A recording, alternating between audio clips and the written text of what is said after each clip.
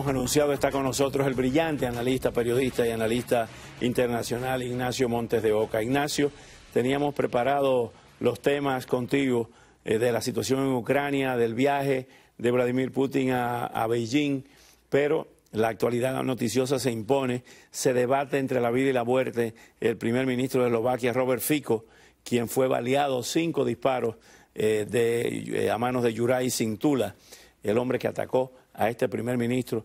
Hay ya rumores de que posiblemente la mano de Putin está detrás de este atentado. ¿Cómo lo ves? ¿Cómo se está leyendo desde Buenos Aires? Buenas noches.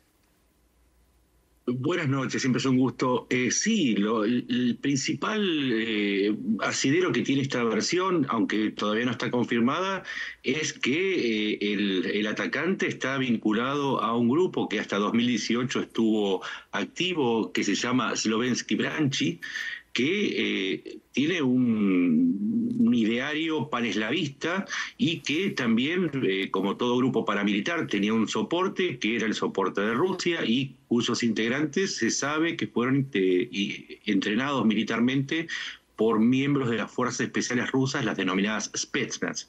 Así que de momento, más allá de la idea de un lobo solitario, allá de un atacante sin cómplices, también comienza a hablarse de algún tipo de vinculación con los servicios secretos rusos, lo cual habrá que esperar para confirmar, por supuesto.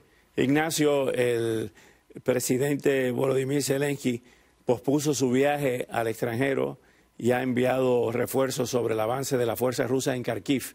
Y Putin asegura que las fuerzas rusas mejoran sus posiciones en Ucrania a cada día que pasa. ¿Cómo ves el teatro de operaciones en Ucrania? Lo cierto es que en los últimos 3 días la ofensiva rusa se detuvo. Cuando se detuvo, no, se pausó o tuvo menores avances porque Ucrania debió mover reservas o nuevos cuerpos a la región. Si Rusia había avanzado 5 kilómetros dentro del territorio ucraniano desde Belgorod en los primeros días, en las últimas horas no se registran nuevas tomas, lo que sí se ha agrandado la zona en disputa. Esto significa que se combate intensamente, pero que Rusia no hace pie, Ucrania no recupera los territorios tomados por los rusos, pero en sí, el último día, las líneas no se han movido y lo que sí se ha movido mucho es Occidente, que de inmediato respondió con 2 medidas, reforzando la asistencia militar y con una autorización clave. El secretario de Defensa de los Estados Unidos autorizó públicamente a Ucrania que haga el uso que tenga que hacer, inclusive si tiene que atacar en territorio ruso, con el material militar que le está proveyendo. Vamos a ver lo que ha dicho hoy el secretario de Estado Antony Blinken sobre la situación en Ucrania. We have not encouraged or enabled strikes outside of Ukraine, but ultimately Ukraine has to make decisions for itself about how it's going to conduct this war.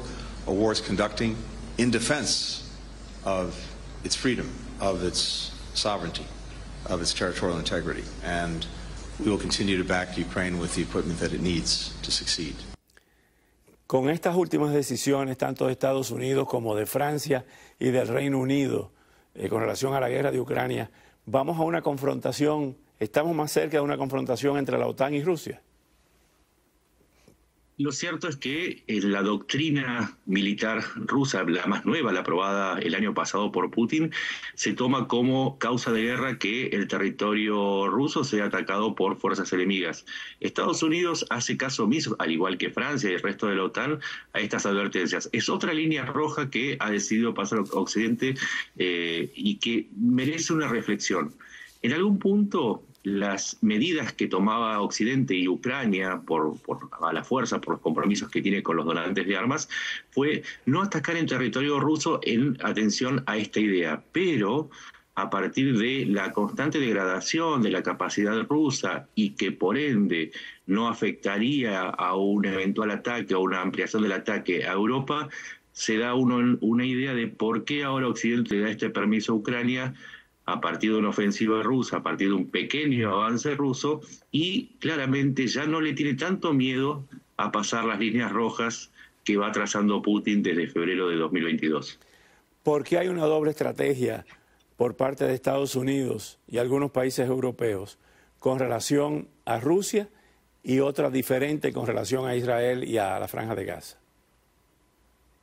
Claramente porque el conflicto de Ucrania resulta popular, queda claro que Rusia es un estado agresor que invadió territorio ucraniano y eso establece un escenario muy diferente al de Gaza, en donde la utilización de las armas occidentales, principalmente en Estados Unidos, que está en una época electoral, podría tener un efecto sobre la opinión pública de los países donantes. Entonces, los escenarios son bien distintos y la población, el millón de gazatíes que queda aún en la zona de Rafah y el efecto que podría tener en la utilización de las armas occidentales es muy diferente al que podría provocar el uso de los misiles de largo alcance en las bases en Crimea o en la retaguardia en Belgorod o en la zona de Luhansk o en el resto del Donbass.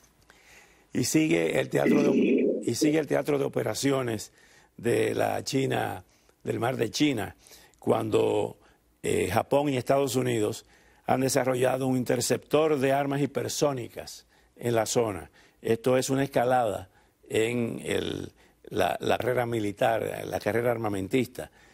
Mientras tanto, como ya dijéramos al principio, Vladimir Putin ha aterrizado en China para afianzar su relación con Xi Jinping. ¿Qué busca Putin ahí? Un nuevo orden mundial, una nueva alianza donde esté Irán, China, para enfrentar precisamente a Estados Unidos, a Occidente, Japón y Australia, básicamente. En atención a lo que decíamos recién, el esfuerzo ruso está llegando a un punto de no retorno. O sea, se están utilizando camiones civiles para acercar a los militares al frente de combate y la cantidad de blindados es cada vez más menor y más antigua. Ya Rusia perdió 3.000 tanques, empezó la invasión con 2.600, para darse una idea. Este viaje a Rusia pareciera que tiene mucho que ver con la búsqueda de una definición por parte de China y un alineamiento que se concrete en un aporte militar para este momento de Rusia, teniendo en cuenta, por supuesto, que la guerra comercial de China con Estados Unidos le da motivos a China para acercarse a Rusia. Recordemos, una suba generalizada de aranceles y la prohibición de TikTok son gestos de escalada de Estados Unidos con China que le dan motivos a Putin para buscar que en este momento China sea su gran proveedor militar y cubra las lagunas en sus faltantes equipos. Finalmente, Ignacio, a esto se debe la purga de los generales rusos por parte de Putin, por parte del Kremlin, lo que ha estado ocurriendo en el teatro de operaciones. Absolutamente. Hasta el día de hoy, uno de los mayores enemigos que tuvo Rusia en el frente de combate ha sido la corrupción. La corrupción derivó en materiales de menor calidad, en el robo de grandes cantidades de municiones, uniformes.